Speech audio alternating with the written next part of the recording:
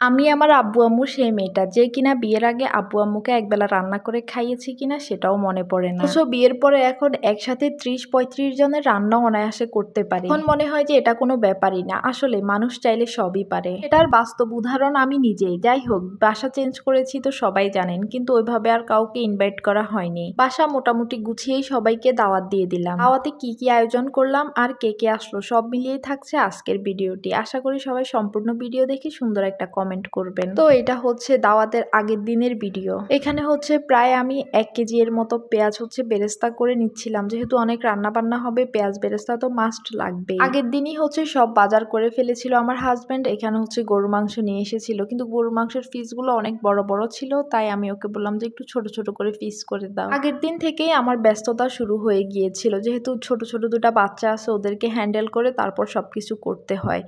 এরপর আমি হচ্ছে এখানে জর্দার জন্য মিষ্টি বানাচ্ছিলাম। আমার হাজবেন্ড হচ্ছে বারবারই বলেছিল বাহির থেকে সুইট বল কিনে নিয়ে আসবে, কিন্তু আমি হচ্ছি নাছোড়বান্দা। আমি বললাম যে কেন, আমি বাসায় বানাবো, আমি ট্রাই করি, আমার শিখাও হলো বানানো হলো, আমি পারি কিনা দেখি। জর্দার জন্য হচ্ছে মালাইটাও আগের দিনই রেডি করে রেখে দিয়েছিলাম, আর এখানে অনেকগুলো ডিম নিয়ে এসেছিল, ডিমগুলো পরিষ্কার করে রেখে দিচ্ছি যেন সকালে আমার কাজটা একটু তাড়াতাড়ি হয়ে যায়। তখন অলমোস্ট প্রায় রাত 1:30 বাজে। এখানে আমি যেহেতু আমার শাশুড়ি হচ্ছে মাংস খুব একটা পছন্দ করে না, ওনার জন্য একটু সবজিও কেটে নিয়েছিলাম, সবজি রান্না করব। ঘর গুছিয়ে মোটামুটি সব কাজ শেষ করে ওই দিন ঘুমাতে ঘুমাতে হচ্ছে রাত 2টা বেজে গিয়েছিল। এরপর দিন সকালে উঠেই হচ্ছে সর্বপ্রথম আমি হচ্ছে ফ্রোজেন আইটেমগুলো বের করে রেখেছিলাম, দেন হচ্ছে আমাদের জন্য নাস্তা বানিয়ে নিচ্ছিলাম। দুনিয়া উল্টে যাক যত কিছুই হোক, সকালে আমাদের হচ্ছে রুটি বা পরোটা লাগবেই মাস্ট। আমার হাজবেন্ড হচ্ছে বলেই দিয়েছিল নাস্তা বাহির থেকে নিয়ে আসবে, কিন্তু আমি আর ওকে ডাকি নাই, কারণ এর আগের দিন রাতে হচ্ছে আমি যেহেতু ঘর গুছিয়েছিলাম, ও আমাকে অনেক হেল্প করেছিল ঘর গুছানোর কাজে, তো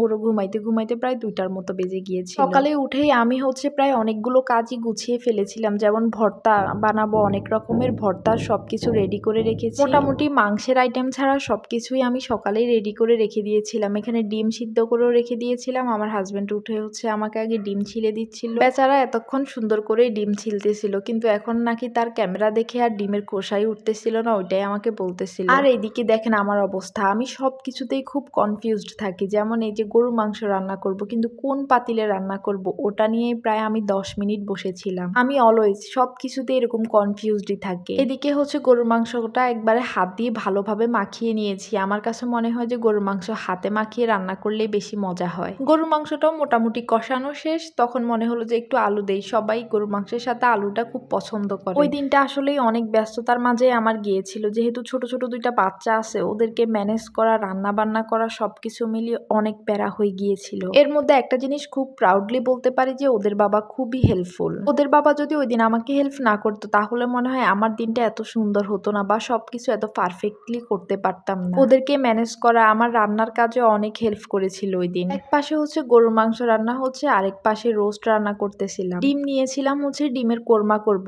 ওই দিন হচ্ছে আমাদের ভাগ্যটা এতটাই খারাপ ছিল, আমরা সবসময় ডিম হচ্ছে চাল ডাল থেকে কিনি। ওই দিন হচ্ছে বাহির থেকে ডিম এনেছিল, আর অনেকগুলা ডিম সিদ্ধ করার পর পচা পড়েছিল। আমার হাতে টাইম খুবই কম ছিল, তাই আর সিদ্ধ করতে পারিনি। এদিকে হচ্ছে সে আবার আমাকে শসা ছিলে দিচ্ছিল। শসা ছেলার পর দেখছেন কি সুন্দর করে আবার ডিজাইন করতেছিল। তখন আমি তাকে বলতেছিলাম যাক ভালোই হলো, তোমাকে সব শিখিয়ে ফেলেছি, এখন মেহমান আসলে আর কোনো ঝামেলাই হবে না আমার। তারপর হচ্ছে ভাবলাম যে ডিমের কোরমা করব, কিন্তু টাইম এত শর্ট ছিল। আচ্ছা বলে রাখি, এটা হচ্ছে গত শুক্রবারের ভিডিও। ওই দিন হচ্ছে যেহেতু জুমার নামাজের টাইম ছিল, আমার হাজবেন্ড হচ্ছে ওইভাবে আর আমাকে টাইম দিতে পারতেছিল না। ও হচ্ছে নামাজে চলে যাবে আর মেহমানরা চলে আসতেছিল, তো আমি বুদ্ধি করে হচ্ছে রোস্টের মধ্যেই হচ্ছে ডিমগুলো দিয়ে দিয়েছি। যদিও এখানে অল্প কিছু ডিম দিয়েছিলাম, বাকিগুলো ডিম এমনি রেখে দিয়েছি, এমনি খেয়েছে সবাই। তারপর এখানে হচ্ছে আমি আবার ভর্তা করব, ভর্তার সবকিছু রেডি করতেছিলাম। ওই যে ওই সময় দেখলেন না গরুর মাংস মাখিয়েছিলাম খুব সুন্দর করে, কিন্তু এরপর যে আমার হাতের অবস্থা 12টা বেজে গিয়েছিল, হাত জ্বলতে জ্বলতে অবস্থা খারাপ। কিন্তু কি করব, মহিলা মানুষ, বসে থাকলে তো আর হবে না, তাই হচ্ছে হ্যান্ড গ্লাভস পরে বাকি কাজগুলো করতেছি। ভর্তা মাখামাখি করতেছিলাম। প্রথমে ভেবেছিলাম খালাকে দিয়েই হচ্ছে এই কাজগুলো করাবো, কিন্তু আবার মনে হলো সে কার বাসা থেকে ওয়াশরুম পরিষ্কার করে আসছে।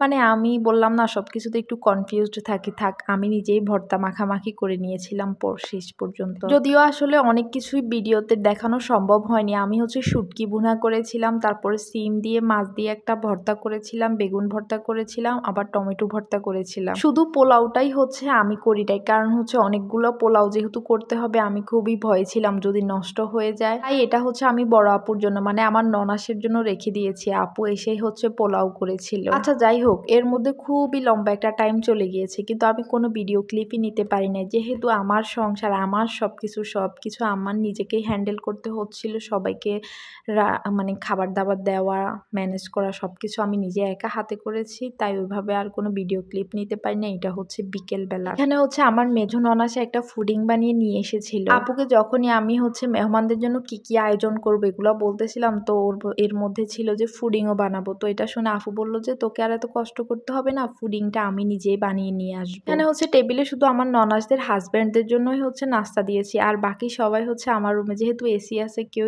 রুম থেকে বের হচ্ছে না, ওখানেই সবাই নাস্তা করতেছিল। অনেক অনেক সুন্দর সুন্দর মেমোরিজ ছিল, কিন্তু যেহেতু সবাই আমার বাসায় এসেছে আমি ওইভাবে আর কোনো ক্লিপই নিতে পারি নাই, যেহেতু সবাইকে টাইম দেওয়া লাগছে। আচ্ছা ভিডিও শেষ করে ফেললাম, কিন্তু কাকে দাওয়াত দিলাম সেটাই বললাম না। ওই দিন আমার বাসায় এসেছিল আমার 2 ননাস, ওনাদের ফুল ফ্যামিলি, আর হচ্ছে আমার দেবরের ফুল ফ্যামিলি। তারপর আমি যে বাসায় উঠেছি ওই বাসার বাড়িওয়ালা ভাইয়া, আপু, তারপর ওনার ছেলে আর ওনার শাশুড়ি ছিল। তারপর বাসার কেয়ারটেকার ছিল, তারপর হচ্ছে বাসার যে হেল্পিং হ্যান্ড ছিল উনিও ছিল। সব মিলিয়ে সবাইকে নিয়ে শুক্রবারের দিনটা সত্যি অনেক বেশি ভালো কেটেছিল। আসলে আমি যেহেতু ফেস দেখাই না তাই আর কাউকে ওইভাবে ভিডিওতে শো করলাম না। আজ এই পর্যন্ত, সবাই ভালো থাকবেন, আমাদের জন্য দোয়া করবেন। আল্লাহ হাফেজ।